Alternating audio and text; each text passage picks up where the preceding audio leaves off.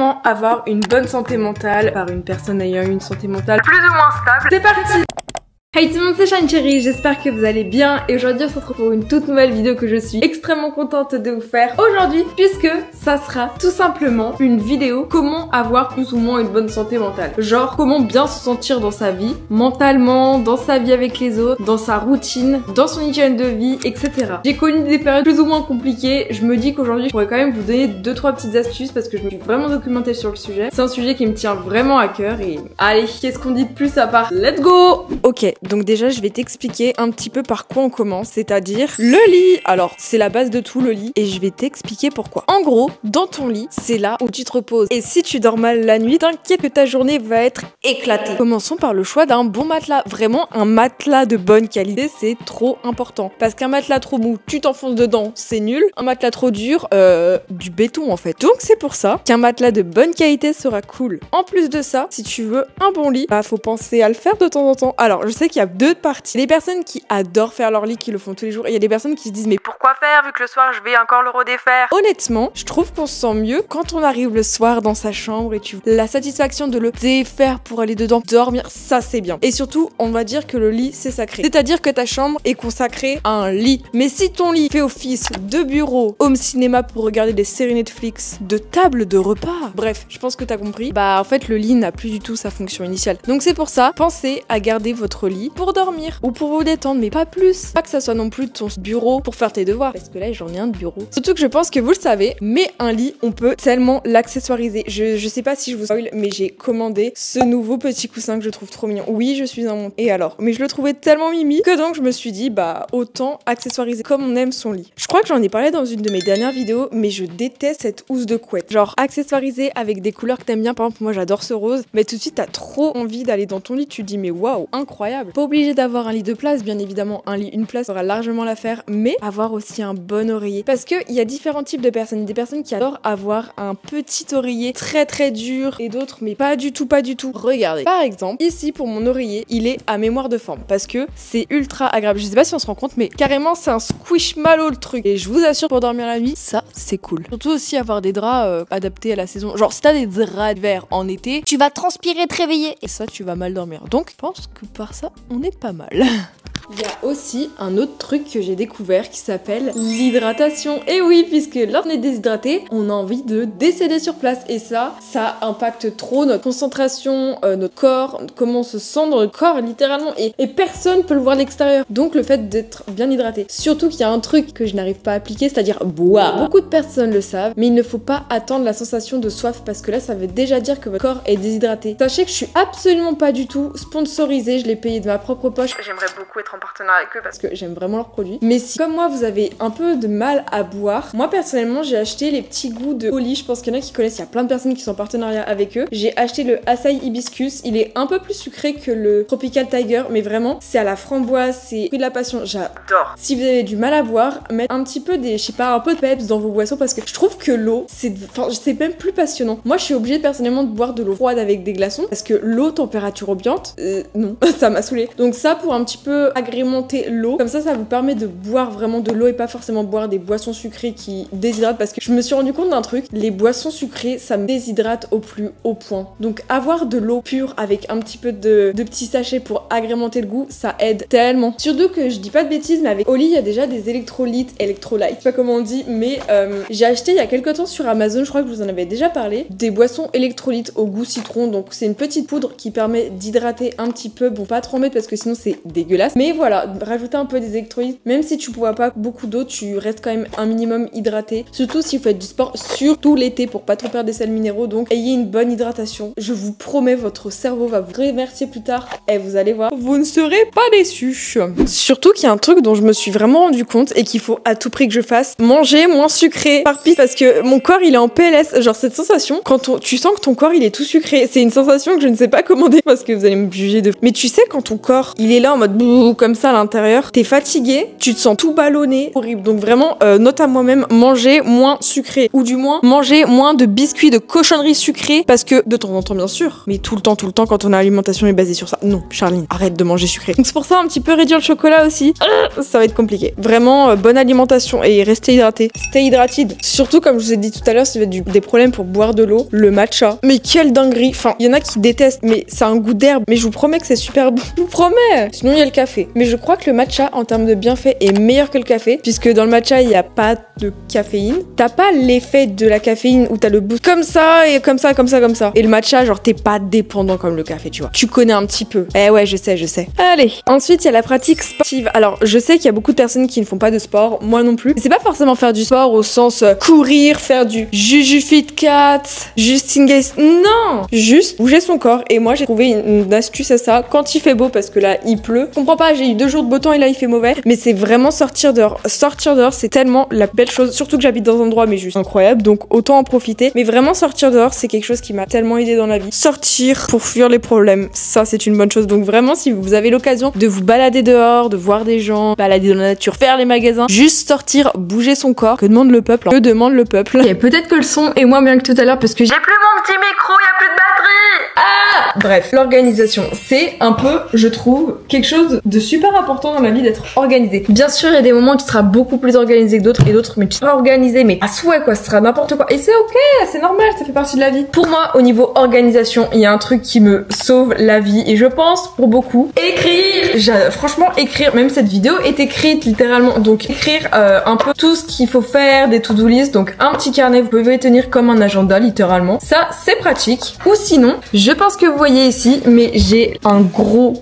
tiroir dédié aux to-do list en tout genre. Alors ici, on a notamment mon petit disque dur, mais là n'est pas le sujet. J'ai plusieurs to-do list dans tous les styles. Donc par exemple, ici, nous avons les to-do list avec des petites coches. Donc je marque un peu ce que je veux faire en important. Et j'ai juste à cocher ce qui m'intéresse ou ce qui m'intéresse, ce que je veux faire ou ce que je veux pas faire. Ensuite, on a les to-do list comme ceci avec les éléments à écrire, des petits trucs un peu moins gros. Et là, j'ai plein de petites choses à écrire et donc ça me fait beaucoup de to-do list à faire si je souhaite. Et sinon, j'ai des versions plus post-it comme ceci qui sont trop mimi, vraiment toujours dans un style extra mimi pour bien se motiver comme jamais. Ça, c'est cool. Après, je sais qu'il y a un truc que je me rends compte, c'est faire les to-do list mais dans sa tête parce que au moins dans sa tête, tu sélectionnes vraiment ce qui est important à faire en premier parce que si tu le fais pas, des fois c'est juste que c'était pas si important que ça. Bon, des fois c'est juste un peu le déni, on va pas se mentir. Mais pendant là, ça faisait quoi, 15 jours, j'avais fait 0 to-do list. Là, ça fait 2-3 jours, j'ai recommencé à en faire puisque quand t'accumules les trucs un peu repoussés, voilà. Mais vraiment, faire les to-do list dans sa tête, ça permet vraiment de prioriser comme tu le souhaites et de prioriser. Donc je pense que ça peut être super pratique. J'ai tellement pas besoin de me justifier par rapport à ça, les gars, mais les activités créatives, alors pas obligé d'être créatif dans la vie parce qu'il y a des personnes qui le sont, d'autres pas du tout. Et c'est complètement ok, mais si vous aimez les trucs un peu genre artistiques et tout, mais for you, je vais vous montrer un petit peu. En termes de choses que tu peux faire créatives, je vous l'ai montré dans mon dernier vlog, mais on est d'accord, tu peux t'amuser à customiser des petites choses, faire de la colle crème, et ouais, j'en parlerai dans chaque vidéo. Tu peux faire un petit peu d'argile si t'aimes bien l'argile. En plus, j'en ai recommandé sur Amazon, j'ai hâte que ça arrive. Oh là là. J'ai un petit peu honte de vous montrer tout ça, mais bon, il faut vous montrer. Fut un temps où Charline aimait la peinture. Oui, fut un temps. L'origami, ouais, c'est une abonnée qui m'a fait ça, j'y ai gardé. Et je vous ai dit, hein, tous les cadeaux que vous m'offrez, j'y garde. Donc pourquoi pas aussi tout ce qui est origami. Et si vous avez la flemme et vous avez besoin d'être guidé dans vos délires créatifs comme moi, il y a des kits qui existent, mais littéralement. Oh my god, je viens de déterrer une archive préhistorique. Attendez, je vous pose dans le dressing, ici. Non, ça fonctionne pas. Je viens de retomber sur une archive préhistorique que j'avais quand j'étais petite, mais que tout le monde connaît. Vous voyez, c'est quand tu fais de l'aquarelle avec des coloriages dessins. Eh, mais on n'en parle pas assez. Dinguerie. Donc voilà, vous pouvez investir un petit peu dans du matériel. Vous n'êtes pas obligé d'avoir les derniers feutres, les derniers Posca, je ne sais quoi. Mais juste acheter un livre de coloriage. C'est devenu très tendance, je vois en ce moment. Bah voilà, t'as trouvé une activité créative. Personnellement, en termes de matériel que j'ai utilisé et dans lequel j'ai investi, c'est des feutres. Mais ça, c'est des feutres qui datent d'il y a super longtemps. Oh my god, qui s'en souvient de ça? La colle joint, j'ai des craies grasses aussi. Bien évidemment, nous avons tout le kit pour l'argile. Les Posca, bon, les Posca ont envahi le reste, ont envahi la peinture parce que j'ai beaucoup de gouache, mais là, les Posca envahissent le reste. Je suis dégoûtée parce que à chaque fois, je sais pas si c'est moi qui suis pas très douée, mais je les fais mal et ils sèchent. Il y a certains Posca que j'ai pas utilisé ou j'ai dû utiliser une fois. Voilà, cas typique. Expliquez-moi, et du coup, ils sont foutus. Même parce que ça coûte cher. J'ai aussi investi, je pense que vous voyez, dans plein de petits carnets là. On a une panoplie. C'est des petits carnets un peu épais pour avoir des feuilles quand je veux faire du dessin, de la peinture, ce genre de choses.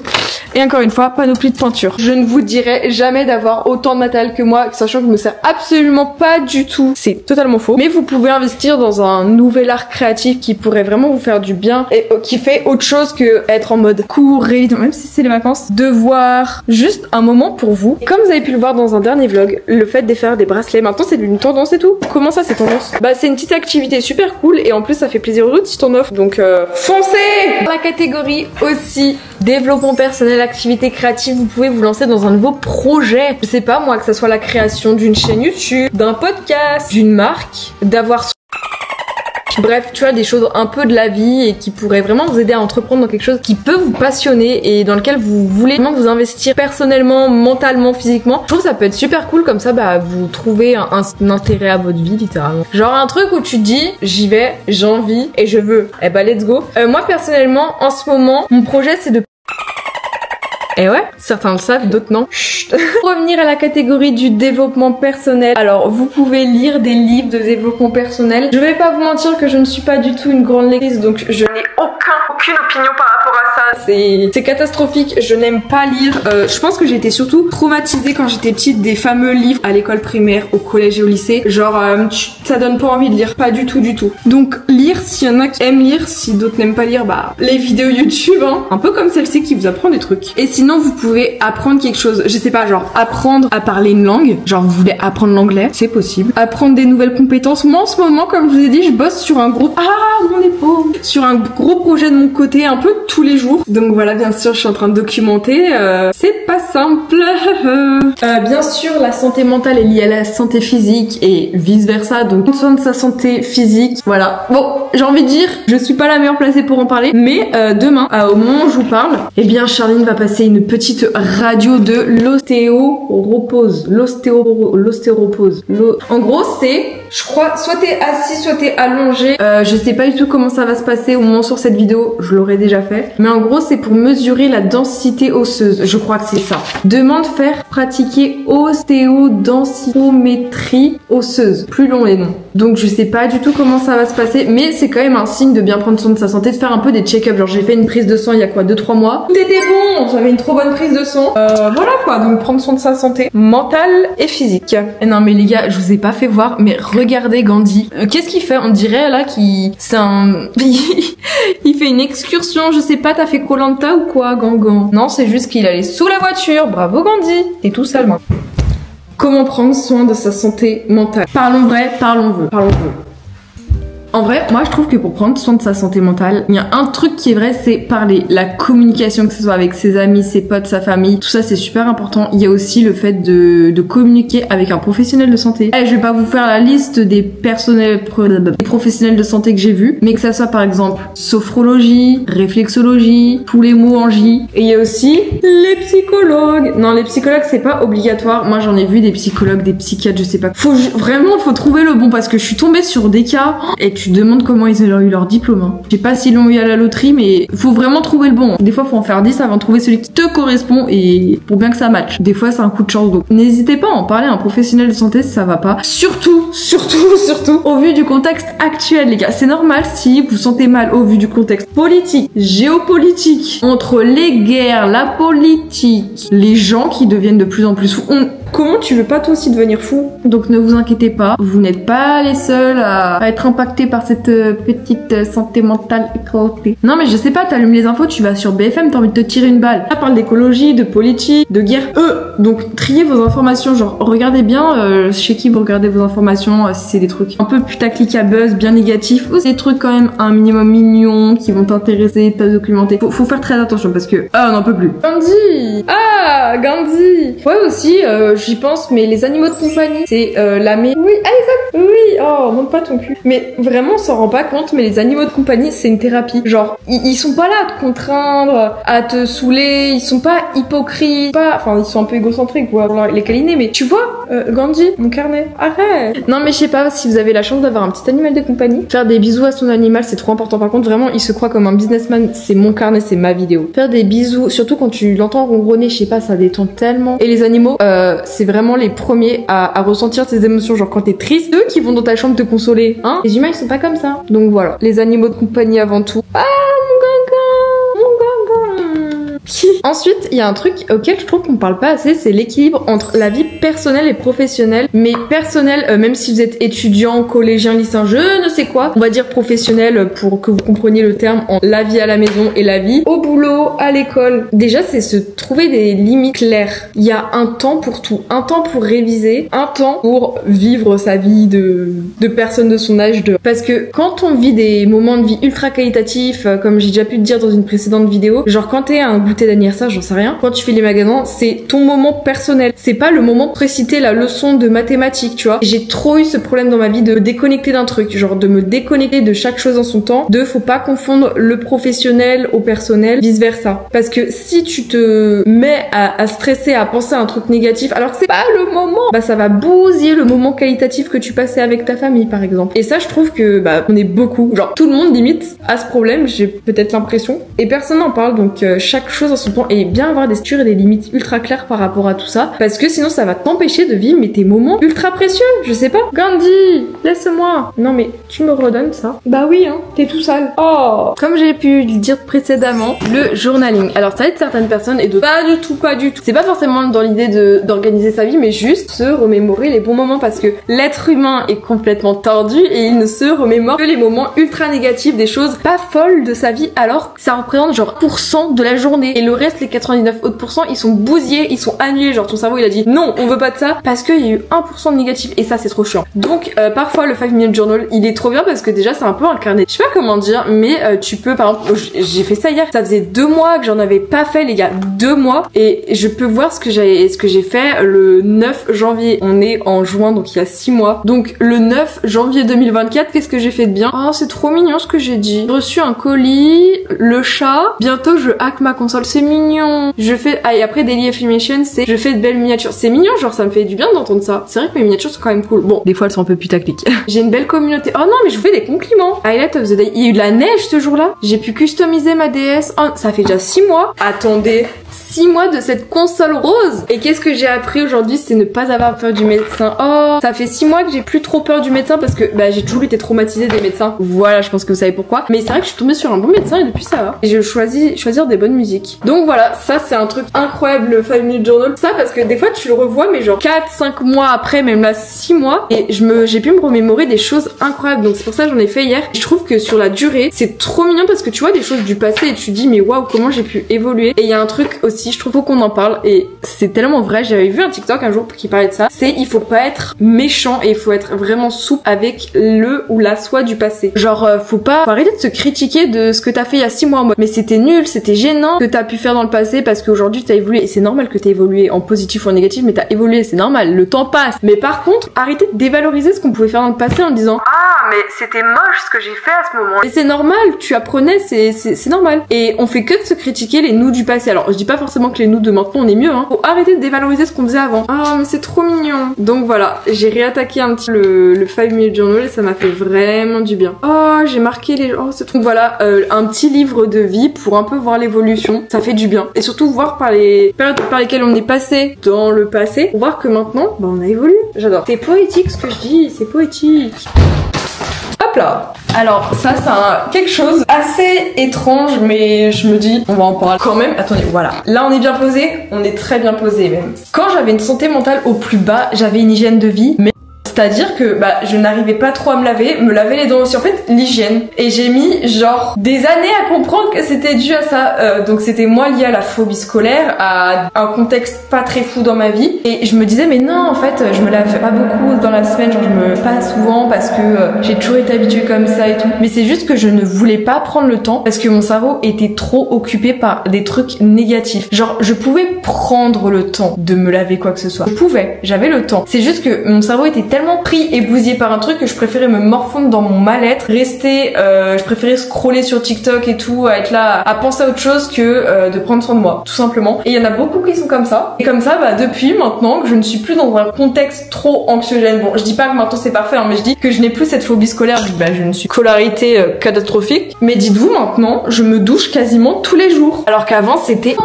impossible pour moi. C'est comme se laver les dents. Je me lave les dents 3 fois par jour. Alors qu'avant, genre, j'ai du dentifrice, c'est dégueulasse. Avant, je me les lavais, mais une fois par jour le matin et le midi, bah non, hein, je pouvais pas. Et le soir, j'avais pas envie. C'est même pas genre j'avais pas envie, c'est je n'avais pas la force mentale de me dire j'ai envie de prendre soin de moi. Pourtant, ça n'empêchait pas le fait que j'étais quand même, enfin, je suis quand même assez ok, je me prépare, je me maquille et tout. Mais le point de vue d'hygiène comme ça, c'était catastrophique. Donc voilà, si vous êtes dans cette période-là, sachez que vous n'êtes pas seul puisque j'ai vécu ça, mais pendant 18 ans de ma vie. Littéralement. Toujours des points de vue de merde. Mais tout simplement, pour prendre soin de soi, bah déjà se sentir bien dans son corps. Moi, ça passe par le style vestimentaire. Déjà, avoir des habits qui vous correspondent. Pas des habits qui correspondent à ce que papa, maman veulent. Genre, moi, ça fait à peu près 6 mois, 1 an maintenant que je m'habille comme j'ai envie avec des habits que j'aime. Genre, j'ai arrêté de me dire, oh là là, qu'est-ce que vous pensez des autres? Je m'en fous. Maintenant, je m'habille tout en rose parce que j'aime ça, je m'habille en blanc parce que j'aime ça. Littéralement, ma garde-robe, c'est que des couleurs pastel parce que c'est mon style à moi. Bah, en même temps, je vais dire, à quel moment vous m'avez déjà vu m'habiller en noir? Je ne crois pas. Donc, c'est pour ça que trouver son style, des choses dans lesquelles tu te sens bien, c'est ultra méga important. Et ne pas se dire, mais qu'est-ce qu'ils vont penser les autres? Qu'est-ce qu'ils vont dire? On s'en fout. Si j'ai envie de m'habiller en rose, je m'habillerai en rose. Si j'ai envie d'avoir des peluches à 19 ans, je le fais. Ah, au passage, j'ai fait encore une fois une commande impulsive hier parce que j'étais triste. Et quand on est triste, on fait quoi? On s'achète des peluches. Je suis un cas désespéré. Et sans avoir besoin de se justifier sur ça. Genre, t'as envie d'acheter une brouette? Bah, achète une brouette.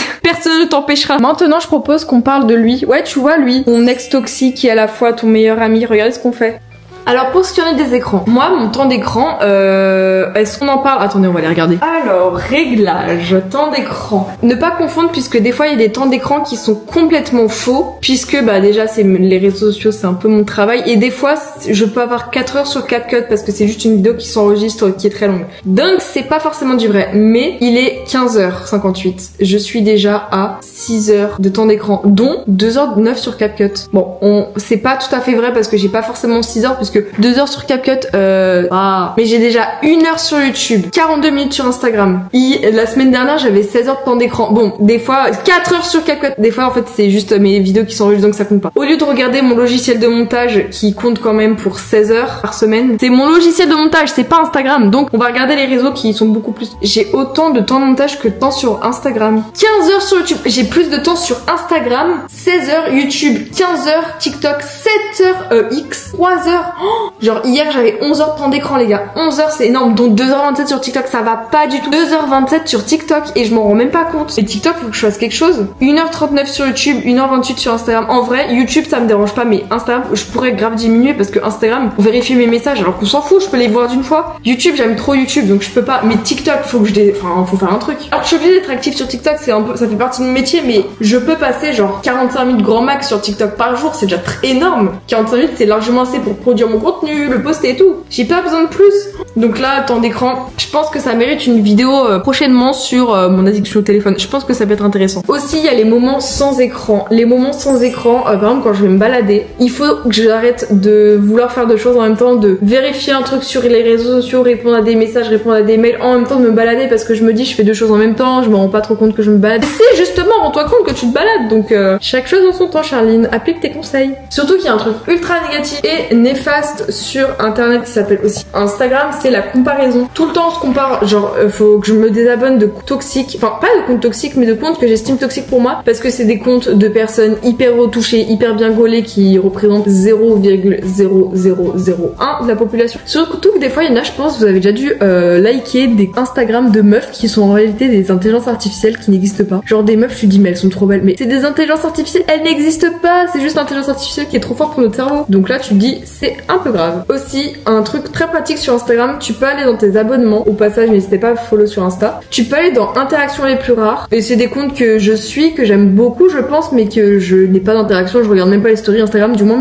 mais pas en avant. Donc vous pouvez vous désabonner de ces comptes qui bah entre guillemets ne vous servent pas vu que vous les voyez quasiment pas sur votre feed, et déjà ça fera un peu de tri dans tout ça et revérifier ces abonnements s'ils sont bien, s'ils te servent à quelque chose ou s'ils sont juste toxiques. Voilà.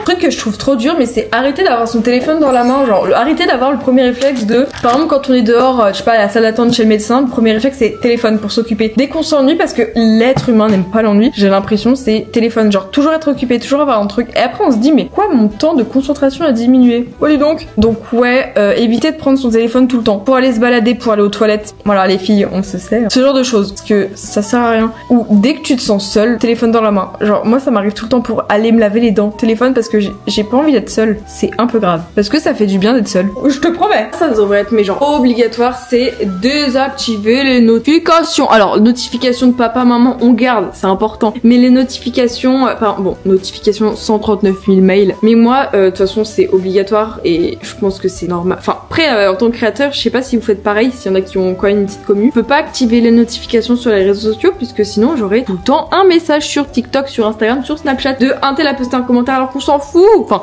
non, on s'en fout pas. Commenter les vidéos, mais je peux regarder mes commentaires YouTube quand je l'ai décidé, tu vois. Toutes les 5 minutes quand il y a un commentaire. Genre je vais pas répondre un commentaire par un commentaire dès qu'il y en a un. Je peux répondre à je sais pas 100 commentaires d'un coup. Donc désactiver tout ce qui est notification. De toute façon moi je suis toujours en silencieux obligatoire et aucune notification de réseaux sociaux n'est activée sur mon téléphone depuis le début je crois et je vis très bien avec. J'ai juste Santé qui m'envoie des notifications, j'ai jamais compris pourquoi, donc Santé arrête, c'est pénible. Ah là là. Et ensuite en dernier j'ai marqué consommer de manière consciente. Alors je parle pas d'alcool ni de consommer de manière consciente, c'est se rendre compte qu'en fait là je suis sur Instagram, je m'en rends compte parce que des fois le téléphone c'est vraiment étrange hein. Des fois tu fais un truc et hop là sur Instagram t'es sur TikTok à scroller mais tu te rends pas compte que tu es en train de scroller ou de faire ça parce que ton cerveau il s'est dit ah au lieu de regarder ça en fait swipe on va sur un autre réseau et hop là t'es pris dans la machine à scroller comme ça. Quand t'es sur Instagram se rendre compte que tu regardes la chose, que tu regardes le post, que tu regardes la vidéo YouTube, je sais pas, t'es pas là en train d'enchaîner et il y a un truc aussi obligatoire les gars, par pitié faites-le parce que moi ça m'a sauvé mon cerveau et ma concentration et mon mal de tête. Arrêtez de regarder le contenu en x2, genre arrêtez de regarder les vidéos YouTube en x2. Avant je faisais ça, genre je mettais une vidéo YouTube en x2 en même temps de faire un truc à côté. Pire idée de ma vie, j'avais mal au cerveau et je me demandais pour normal, peut-être parce que ça demande beaucoup de concentration, parce que je sais pas, t'es en train de dessiner et en même temps t'as une vidéo YouTube en x2 à côté, tu peux pas faire deux choses en même temps comme ça, en mode ton cerveau il est capable de traiter deux informations techniques, c'est compliqué. Donc pour le bien de ta concentration, pas de vidéo en x2, pas un contenu ultra agressif super long en même temps de faire plein de choses en même temps. Et ça c'est la dernière astuce que je peux vous donner, c'est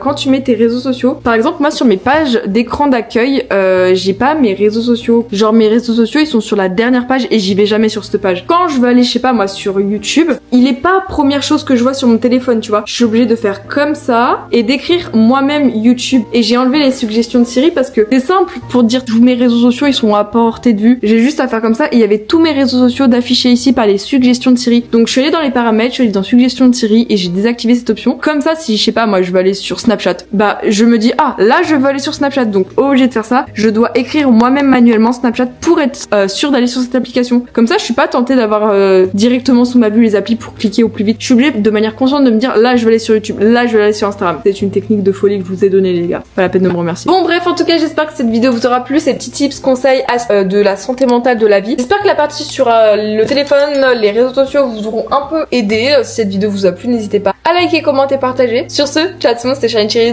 Bisous.